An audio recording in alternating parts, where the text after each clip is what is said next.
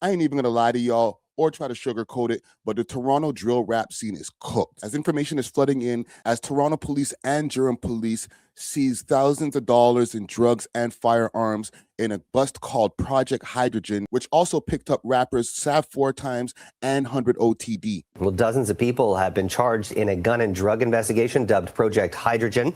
The 9-month investigation covered areas across the GTA and even as far as Winnipeg. Well, police seized more than $2.7 million worth of illicit drugs and 10 firearms.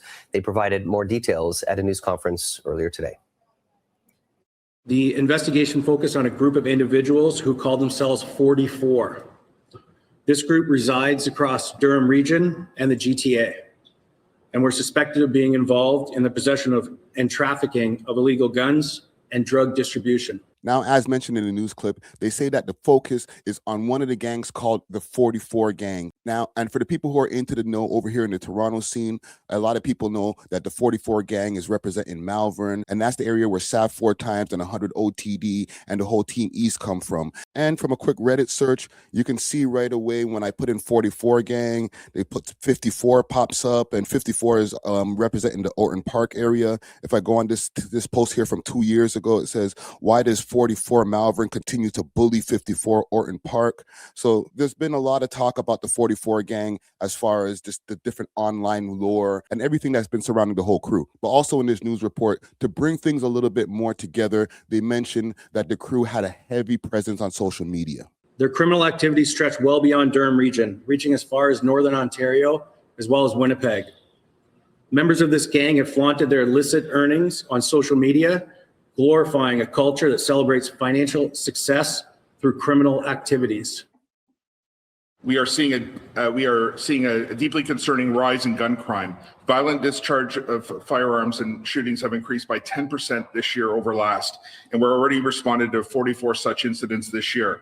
The shootings have resulted in 11 victims suffering non-fatal injuries, and tragically 4 victims who succumbed to their injuries and are victims of homicide. A staggering 25% increase in victims over this time last year.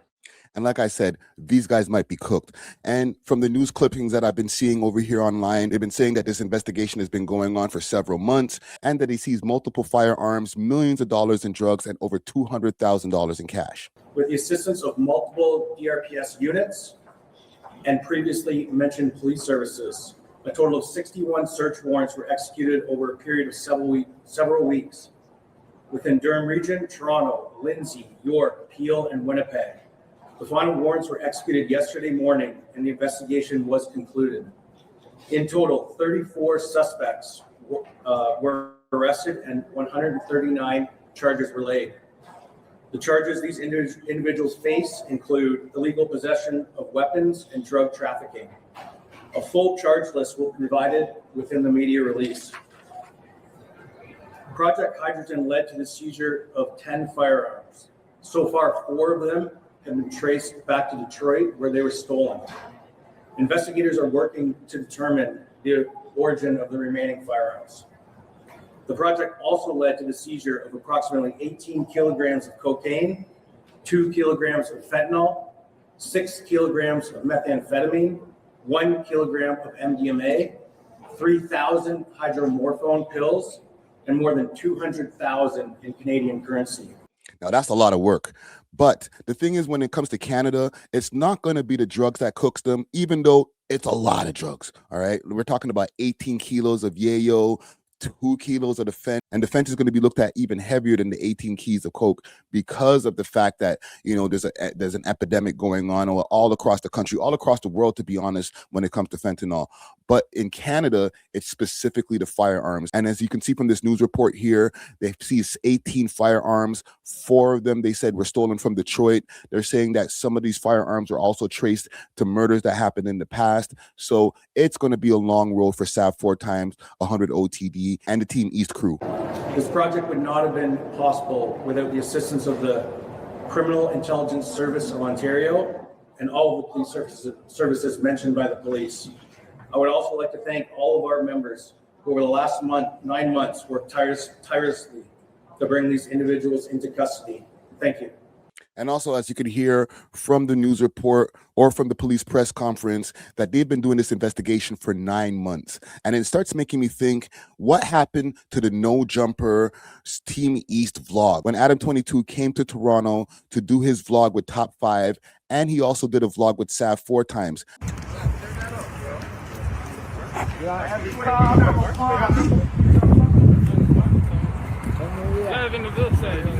We're on a world tour, man. For less, you know what I'm saying? That's all I'm gonna say. For less. For less. Oh God. Damn. As you can see in that clip right there, they were showing stacks with multiple thousands of dollars in it. However, when that happened, there was only one vlog that came out, and that was the Top 5 vlog. Yeah. Come get your chain back, nigga. See? You brought Adam22 to the trenches, nigga. He gets on his demon shit right away. We can't even get a damn intro to this video. You know we outside, man. Let's go. We're on a world tour, man. Come on, Toronto. Let's go. So this is my mom's old house. I told you what used to happen over here. Yep. On the Varna, Adam No Jumper. A lot of shit happened. And we just chilling, man. Come on, we making a movie. Come on. What's up? Let's go. Yo, take a pic. Stop that camera and take a pic. And months afterwards, around October, if I'm not mistaken, the Top 5 vlog came out, as well as his interview, but the SAVV4X vlog never came out. So you got to let me know in the comments below. Do you think that that vlog not being released has a little something to do with these charges that are being laid right now? Now, as for SAVV4X, he has been doing amazing. He's, we've talked about it multiple times on the podcast as being one of the top 3 rappers in the music scene. We've had multiple debates on whether SAVV4X or Casper TNG are the top rappers in the scene right now. Just because of like the consistency, but I could say Sav is like rookie of the year or whatever, but he's already been around. No, the he's year not. before. He's past his rookie year. Sophomore of the year? I don't know. Yeah. What do you think, Natural? How many tracks did Casper drop this year? Drop Market. I guess Computers came out late 2023. Yeah. So that I think he had a next one. that doesn't count then, bro. He had that one. He dropped one track this year, bro. He just dropped it. Nah, he dropped the next track too. Expansive. Yeah, Expansive. Yeah. Which I thought But it was. it didn't go that crazy. That did nothing like the Sav tracks, bro. So we've been debating whether Sav is the #1 Toronto rapper for the last 2 years, to be honest. And he's had a crazy year. He just came off the heels of a crazy album. He had his No Jumper interview that dropped in the beginning of this year. Up till that point, though, you would say that you were like kind of a regular kid. Like, what was your relationship like with your older brothers, though? Were they like trying to keep you out of trouble, or were they kind of getting you into trouble? Okay, so like you see, like how I said, my one older bro is from my dad's side, so like him, I barely got to see him probably like once or twice a month. My older brother was always there. But him, we were super close when I was super young, and that was my dog. Like even though there was like a big ass age gap, like there wasn't really like a division between us, like we've always kind of been super tight. Definitely. So Sav was definitely on the rise, as well as 100 OTD and the whole crew.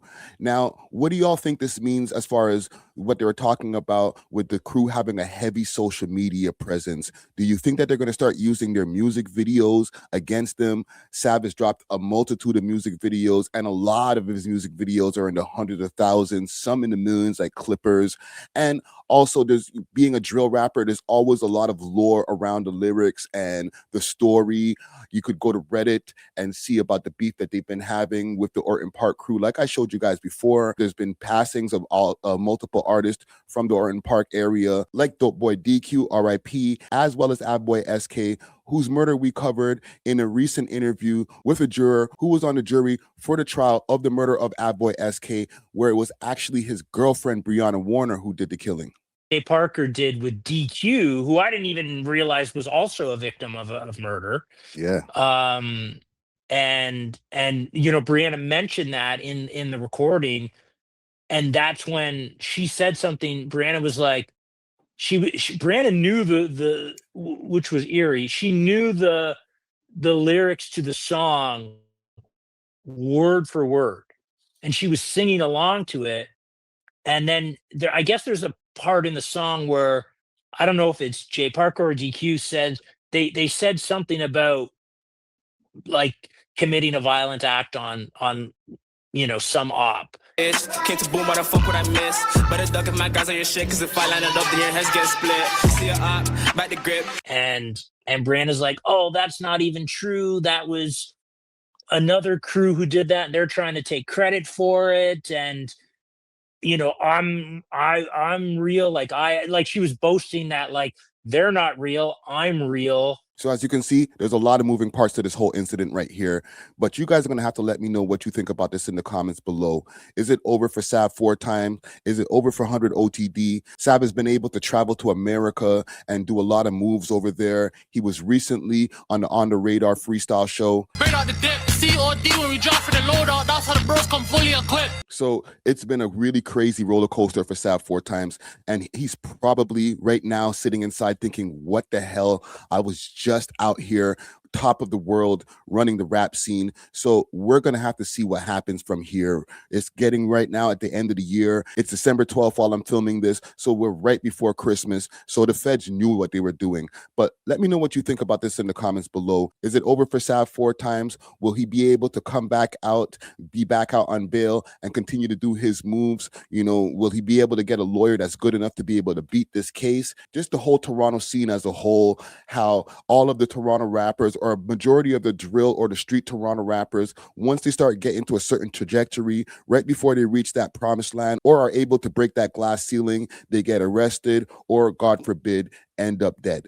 So let me know what you think about this in the comments below. I read all comments and I respond to as many as possible. Hit that like button on the way out. And if you like this video, check out this video right here, or it might be right here, with the full episode 640 of the We Love Hip Hop podcast, where we interview Dennis Dunkley, aka Drew Becks, a Toronto police constable. We are off of this. Deuces. We love hip hop.